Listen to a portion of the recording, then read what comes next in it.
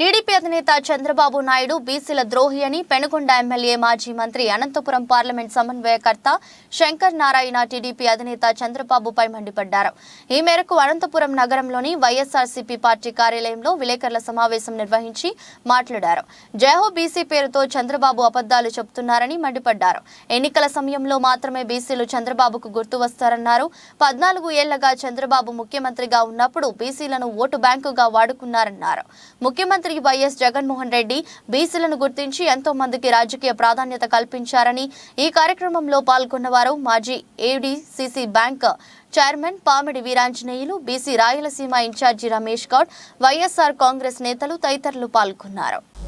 తెలుగుదేశం పార్టీకి ముఖ్యంగా చంద్రబాబు నాయుడు, నారా లోకేష్, పవన్ కళ్యాణ్, జనసేన పార్టీలకు ఈ రాష్ట్రంలో ఉన్నటువంటి బీసీల గురించి మాట్లాడే నైతిక హక్కు లేదనే విషయాన్ని సందర్భంగా చంద్రబాబు నాయుడు బీసీలను కేవలం వాళ్ళ కుల వృత్తులకే పరిమితం చేయాలని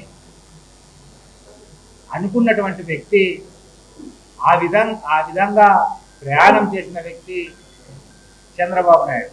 95 నుంచి 2004 వరకు చంద్రబాబు నాయుడు ముఖ్యమంత్రిగా ఉన్నప్పుడు ఈ రాష్ట్రంలో ఉన్నటువంటి బీసీ సామాజిక వర్గానికి సంబంధించిన పిల్లలు ఎంతమంది ఉద్యోగాల్లో చేరారు, ఎంతమంది మంచి చదువు చదువుకున్నారు, ఉన్నతమైన స్థానంలో ఉన్నారా అనే విషయాన్ని లెక్క తీయమని అడుగుతుంది. బీసీ సోదరులారా, చంద్రబాబు నాయుడు చెప్పే కళ్ళబొల్లి మాటలు కానీ, మోసపూరితమైన మాటలు కానీ నమ్మద్దండని బీసీ సామాజిక వర్గాలకు, బీసీ సమాజానికి ఈ సందర్భంగా మీ ద్వారా విజ్ఞప్తి చేస్తుంది. మరి మాట్లాడుతున్నారు తెలుగుదేశం పార్టీ, చంద్రబాబు నాయుడు వాళ్ళు బీసీలకు జగన్మోహన్ రెడ్డి గారు అన్యాయం చేశారని, మేము అధికారంలో ఉన్నప్పుడు 34% రిజర్వేషన్ ఇచ్చామని,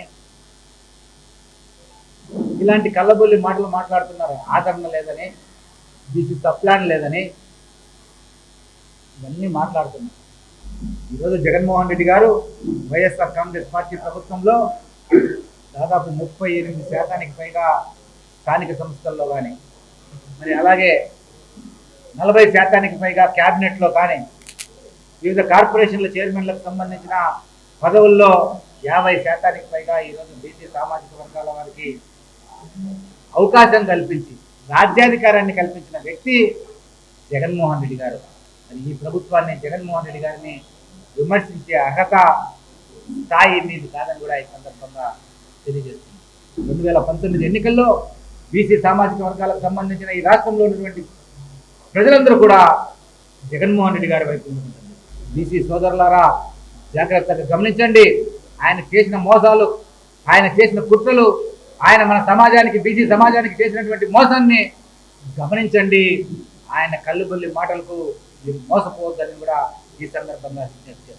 మరి ఇంకోటి చెప్పాను నేను, ఆయన ఒక జయహో బీసీ డిక్లరేషన్ అని రిలీజ్ చేశారు. ఇందులో 50 సంవత్సరాలకే బీసీ సోదరులకు పెన్షన్ అనే విషయాన్ని చెప్పారు. సిగ్గుందా నీకు చంద్రబాబు నాయుడు అని అడుగుతున్నా ఈ సందర్భంగా. ఊరికే 50 సంవత్సరాలకే బీసీలకు పెన్షన్ అని మభ్యపెట్టే కార్యక్రమం.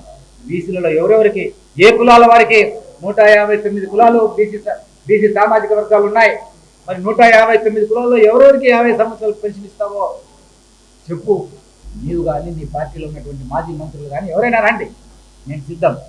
మేము 5 సంవత్సరాల్లో బీసీ సామాజిక వర్గాల కోసం, వాళ్ళ అభ్యున్నతి కోసం, వాళ్ళ రాజకీయంగా, ఆర్థికంగా ఉన్నత స్థానంలో ఉండడం కోసం మేము ఎంత ఖర్చు పెట్టామో మేము ఒక శ్వేతపత్రం పెట్టాం. మీరు రండి, మీరు ఎంత ఖర్చు పెట్టారో, మీకు దమ్ము ధైర్యం ఉంటే, తెలుగుదేశం పార్టీ వాళ్ళకు, బీసీ సామాజిక వర్గాలకు మీరు మంచి చేసామనే ఒక ఆలోచన ఉంటే, మీకు నీతి నిజాయితీ చిత్తశుద్ధి ఉంటే రండి. మేము 5 సంవత్సరాలు ఎంత ఖర్చు పెట్టాం, మీరు 14 సంవత్సరాలు ఎంత ఖర్చు పెట్టారో తేల్చండి, లెక్కలు తేల్చండి. మరి ఈరోజు జగన్మోహన్ రెడ్డి గారు ఏదైతే చేసి చూపిస్తున్నారో దాన్ని ఇప్పుడు చేస్తారంటే నమ్మడానికి బీసీ సమాజం సిద్ధంగా లేదు. చంద్రబాబు నాయుడు గుర్తుంచుకో అనే విషయాన్ని కూడా ఈ సందర్భంగా తెలియజేస్తారు. ఈ బీసీ డిక్లరేషన్ అనేది చెత్త. మరి 50 సంవత్సరాలకు ఎస్సీ, ఎస్టీ, బీసీ, మైనారిటీ మహిళలకు పెన్షన్ ఇస్తామంటే ఎద్దేవా చేసిన పార్టీ, హేళన చేసిన పార్టీ తెలుగుదేశం పార్టీ కాదా అని అడుగుతున్నాం.